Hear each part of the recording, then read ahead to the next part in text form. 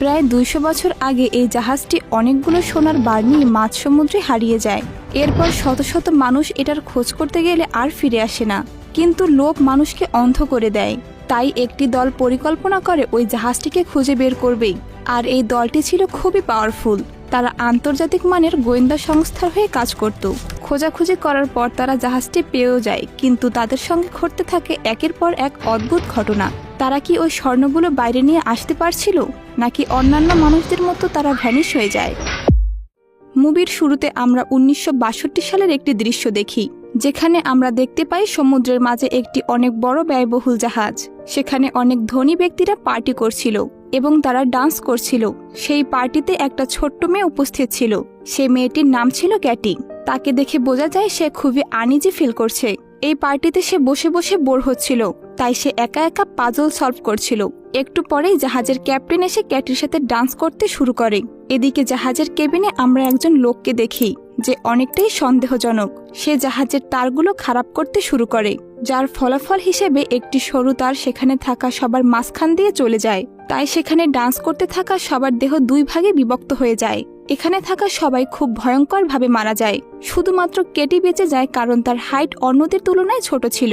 সে যখন ক্যাপ্টেনের দিকে তাকায় তখন সে দেখে ক্যাপ্টেনের চেহারা দুই ভাগ হয়ে গেছে। এসব দেখার পর কেটি হতবম্ব হয়ে যায়। এরপর আমরা বর্তমান সময়ের একটা দৃশ্য দেখি। এখানে আমরা দেখি সমুদ্রের মাঝখানে একটা সাহায্যকারী দল। এই দলটির কাজ হলো সমুদ্রের মাঝখানে আটকে যাওয়া জাহাজ বের করে আনতে সাহায্য করা। এই কাজ করার কারণে তারা ভালো মানের বেতন পেত। একটি মিশনে সফল হওয়ার পর তারা সবাই তা একসাথে সেলিব্রেট করতে থাকে। তাদের সদস্য সংখ্যা ছিল 6 জন। তাদের মধ্যে মাত্র একজন ছিল মহিলা সদস্য। তাদের 6 জনের মধ্যে একজন ক্যাপ্টেন ছিল। সবাই তাকে লিডার বলে মনে করত।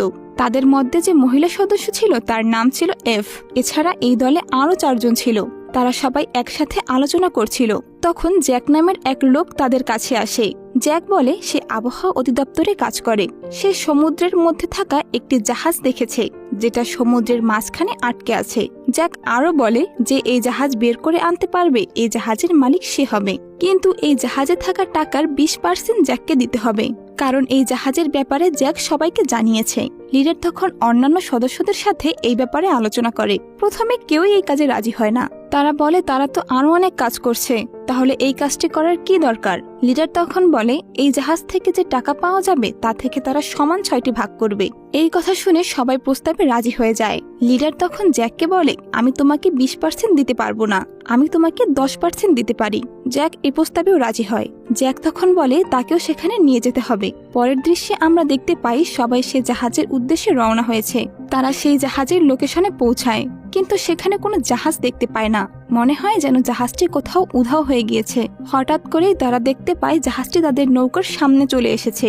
এর কারণে নৌকার সাথে জাহাজের খুব জোরে একটা ধাক্কা লাগে, কিন্তু সেখানে থাকা কারো তেমন কোনো ক্ষতি হয় না। এটা মূলত সেই জাহাজটি ছিল যেটাকে আমরা গল্পের শুরুতে দেখেছিলাম, যে জাহাজটিতে ক্যাটিও ছিল। তখন সেই গ্রুপের লিডার তাদেরকে বলে এই জাহাজ 40 বছর আগে উধাও হয়ে গিয়েছিল। জ্যাকের সাথে ওই দলের একজন সদস্য নৌকাতে অপেক্ষা করে, আর অন্য সদস্যরা সে জাহাজ পরীক্ষা নিরীক্ষা করতে যায়। জাহাজে আমরা সেই ওয়ার্ড পাজলটি পড়ে থাকতে দেখি, যেটা ক্যাটির হাতে ছিল। হঠাৎ করে সে পাজলটি একা একা ওয়েলকাম লিখে দেয়। এখানকার কর্মকাণ্ড দেখে মনে হচ্ছিল কোনো এক অদৃশ্য শক্তি তাদেরকে জাহাজে স্বাগতম জানাচ্ছে।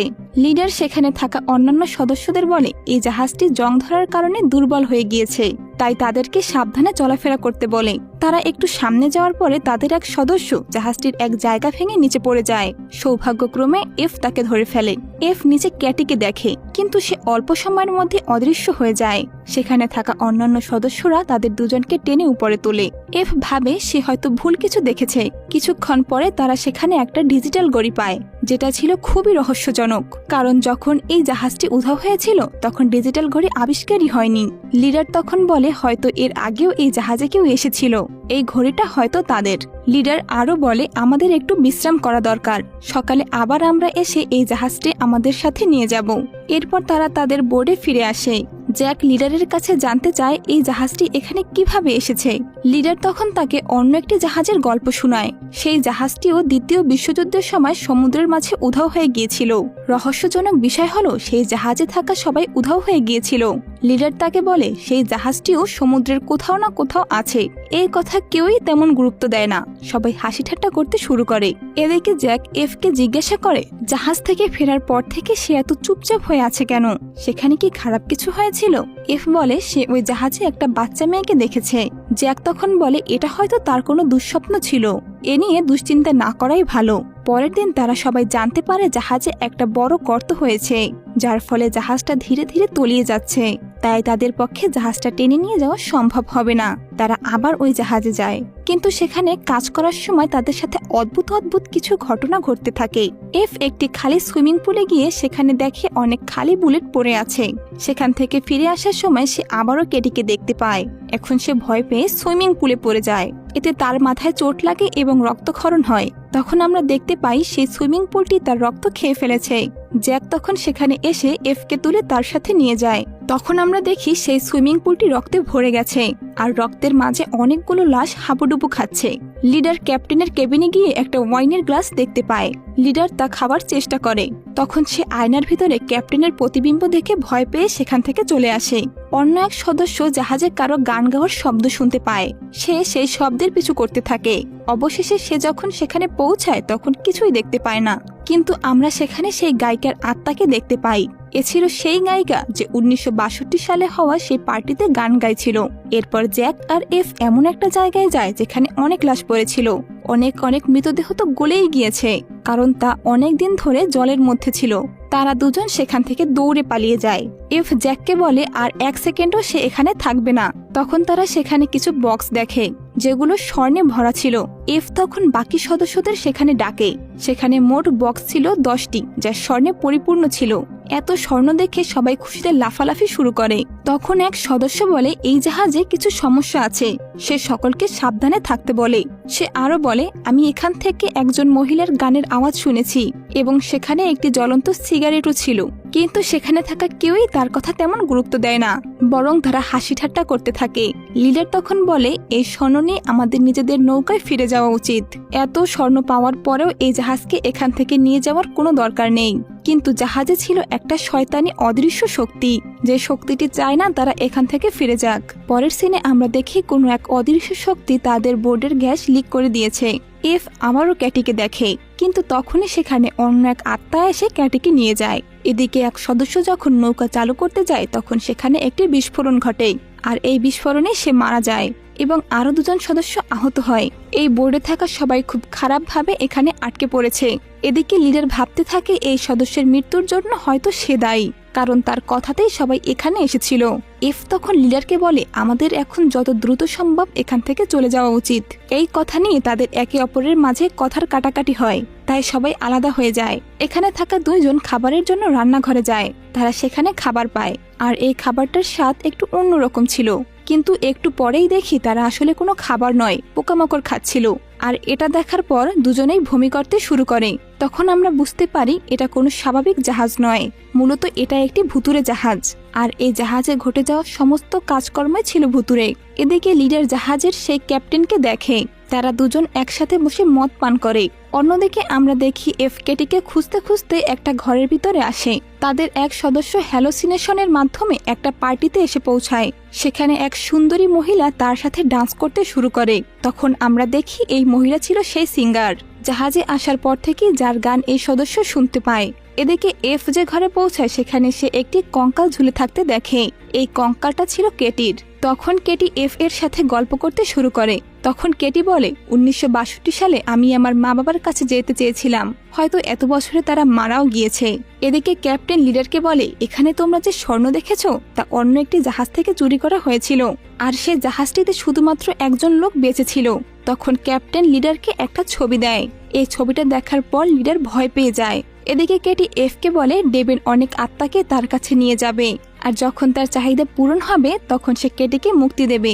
তখন সেখানে অন্য একটি আত্মা এসে হাজির হয়, আর সে কেটিকে সেখান থেকে নিয়ে যায়। কেটি যাওয়ার সময় এফকে বলে এখান থেকে পালিয়ে যেতে। এদিকে লিডার সবাইকে জানাতে চেয়েছিল যে সে ওখানে কার ছবি দেখেছে আর এসবের জন্য কে দায়ী, কিন্তু সে যখন একথা বলার জন্য রওনা দেয় তখন সে সামনে সেই পুড়ে যাওয়া সদস্যকে দেখে। অন্যদিকে দেখি গায়িকা সেই সদস্যকে কোথাও একটা নিয়ে যায়, আর সেখানে গিয়ে সেই সদস্য পড়ে গিয়ে মারা যায়। এফ অনেক কষ্টের পর লিডারকে খুঁজে পায়, কিন্তু লিডার এফ এর মাঝেও পুড়ে যাওয়া সেই আত্মাটাকে দেখে। এটা দেখার পর লিডার এফকে মারার চেষ্টা করে, কারণ সে অনেক ভয় পেয়ে যায়। অনেক কষ্টের পর এক পর্যায়ে এফ লিডারের হাত থেকে বেঁচে যায়। অন্যান্য সদস্যরা ভাবতে থাকে লিডার হয়তো পাগল হয়ে গিয়েছে, যার ফলে সবাই তাকে একটা কেবিনের মধ্যে বন্ধ করে দেয়। এরপর সবাই মিলে নৌকা ঠিক করতে থাকে।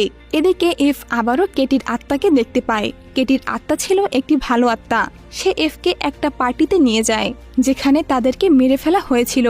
এখানে আমরা দেখি ওখানকার রাঁধুনি সবার খাবারের মাঝে বিষ ঢেলে দেয়, যার ফলে সেখানে থাকা বহু যাত্রী মারা যায়। এসব কাজ পরিচালনা করছিল জাহাজে থাকা একটা দল। সুইমিং পুলের কাছে থাকা যাত্রীদেরকেও তারা গুলি করে মেরে ফেলে। এ কারণে এফ সুইমিং পুলের পাশে অনেকগুলো বুলেট দেখেছিল। এমনকি তারা কেটিকেও ছাড় দেয়নি, তারা তাকে মেরে ঝুলিয়ে রাখে। জাহাজে থাকা সকল সদস্যকে মারার পর তারা একে অপরকে মারতে থাকে। এই কাজগুলো করছিল মূলত জাহাজটাকে নিজের দখলে আনার জন্য। তখন আমরা জানতে পারি সমস্ত ঘটনা আসলে জ্যাক করেছিল। ক্যাপ্টেন লিডারকে জ্যাকের ছবিই দেখিয়েছিল। মূলত এখানে তাদেরকে নিয়ে এসেছে জ্যাকের আত্মা। জ্যাক কোনো সাধারণ মানুষ ছিল না, সে ছিল একজন ডেমন। জ্যাক মানুষকে হত্যা করে তাদের আত্মাকে আটকে রাখে। এসব জানার পর এফ দৌড়ে তাদের লিডারের কাছে আসে, কিন্তু সে এসে দেখে তাদের লিডারও মারা গিয়েছে, কারণ তাকে যে কেবিনে বন্দি করে রাখা হয়েছে সে কেবিনে পানি উঠে ভরে গিয়েছে। এফ যখন তার দ্বিতীয় সাথীকে এসব কথা বলতে চায় তখন সেখানে জ্যাক আসে, কিন্তু এফ এমন ব্যবহার করে যাতে মনে হয় সে কিছুই জানে না। এফ তার দ্বিতীয় সাথীকে খুঁজতে যায়, কিন্তু তার দ্বিতীয় সাথী মেশিন রুমে আটকে পড়েছে, আর সে রুমের মধ্যে পানি এসে ভরে যাচ্ছিল। হঠাৎ করে জাহাজের ইঞ্জিন চালু হয়ে যায় আর সে সেখানেই মারা যায়। এদিকে জ্যাক বুঝতে পারে তার ব্যাপারে সবাই জেনে গেছে। জ্যাক জাহাজের এক ব্যক্তিকে মারার চেষ্টা করলে উল্টো সেই ব্যক্তি জ্যাককে গুলি করে। সে এসে এফকে বলে, আমি জ্যাককে গুলি করে মেরে ফেলেছি। এদিকে এফ পরিকল্পনা করে একটা বোমা দিয়ে জাহাজটি উড়িয়ে দেওয়ার, কিন্তু জাহাজে থাকা সে সাথী এফকে এ কাজ করতে নিষেধ করে। সে বলে যদি বিস্ফোরণ হয় তাহলে সব স্বর্ণও তো উড়ে যাবে, কিন্তু এফ তার কথার গুরুত্ব দেয় না। এরপর আমরা জানতে পারি এতক্ষণ আমরা যাকে দেখেছি সে আসলে জ্যাক ছিল। সে এই সদস্যের রূপ ধরেছিল। জ্যাক বলে, আমি একজন শয়তান, আমি সবাইকে দিয়ে পাপ করিয়ে তাদেরকে মেরে ফেলি, এরপর আত্মাদের নিয়ে বন্দী করে রাখি। সে আরো বলে যাদেরকে সে স্বীকার করবে তাদের হাতে একটি চিহ্ন এঁকে দেয়। এর ফলে সবাই জ্যাকের কথা শোনে। জ্যাক বলে তার দলের সদস্যরাই এফ এর দলের সদস্যদের মেরেছে। তার পরিকল্পনা ছিল জাহাজে এনে সবাইকে হত্যা করার, যাতে সে তার চাহিদা মতো আত্মা তার দলে নিতে পারে, যাতে সমস্ত আত্মা মুক্তি পেয়ে যায়। আর জ্যাক চায় না এমন কিছু হোক। জ্যাক এফকে বলে, আমি তোমাকে মুক্ত করে দেব, কিন্তু তুমি জাহাজটি ধ্বংস করো না। কিন্তু এফ তার কথার গুরুত্ব দেয় না। জ্যাকের কথা না শোনায় জ্যাক তার উপরে হামলা করে। এফ তখন একটা বন্দুক দিয়ে সেই বোমের সুইচে গুলি করে, যার ফলে জাহাজে বিস্ফোরণ হয়। বিস্ফোরণের কারণে জাহাজটা ধীরে ধীরে ডুবে যেতে থাকে। তখন সেখানে কেটি আসে। সে এফকে বের হতে সাহায্য করে। তখন জাহাজ থেকে সমস্ত আত্মা মুক্ত হয়ে যায়, আর কেটি এই দৃশ্য দেখতে থাকে। এরপর কেটি এফকে ধন্যবাদ জানায় আর সেখান থেকে মুক্ত হয়ে চলে যায়। একটা সাহায্যকারী জাহাজ এফকে উদ্ধার করে সেখান থেকে নিয়ে আসে। সুস্থ হওয়ার পর এফ আবারও জ্যাককে দেখে। সে আবার একটা জাহাজকে ধ্বংস করার জন্য রওনা হয়েছে। সে এই জাহাজটিতে অনেক স্বর্ণ নিয়ে যাচ্ছিল, যাতে এই স্বর্ণের লোভে পড়ে মানুষ একে অপরকে হত্যা করে। জ্যাককে দেখার পর এফ জোরে চিৎকার করে ওঠে, আর তার এই চিৎকারের মাঝে এই মুভিটির সমাপ্তি ঘটে। তো ভিউয়ার্স, কেমন লাগলো আজকের এই মুভিটি অবশ্যই কমেন্ট করে জানাবেন।